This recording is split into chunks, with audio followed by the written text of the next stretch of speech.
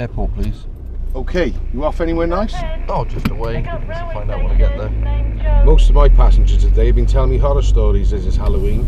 How about you telling me one? I'm not sure I know how. Oh, come on, it'll be fun. Okay, picture this if you can. Young man in the peak of his life adored his wife and worshipped the ground she walked on. Sadly, she didn't feel the same way for him.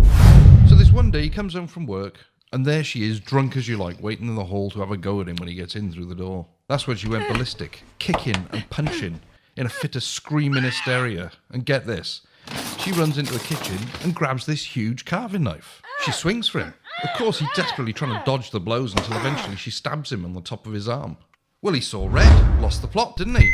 Starts staving her skull in with this bloody great glass ashtray, over and over, long after she died, long after he'd hit right through to the floor.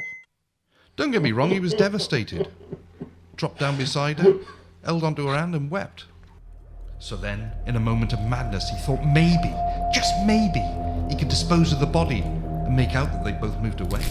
He drags her into the bathroom, puts her body in the shower, and then heads back to the kitchen to grab the same knife she tried to stab him with, and a saw to cut through the bone.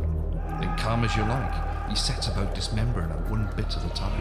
Cut, saw, slice. Cut, saw, slice. Cold, calculating, heart pounding against ribs, blood coursing through veins as he began to feel a bizarre sense of pleasure from sawing her up.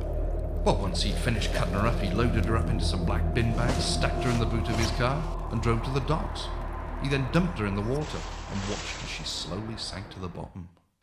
He then went home, got his passport and a small bag of clothes, and was last seen heading to the airport. Great story, mate. That'll be £10, please. There you go. Just one thing before you go, I got to ask. What is it? Was any of that story real? Well, it depends, really. On what?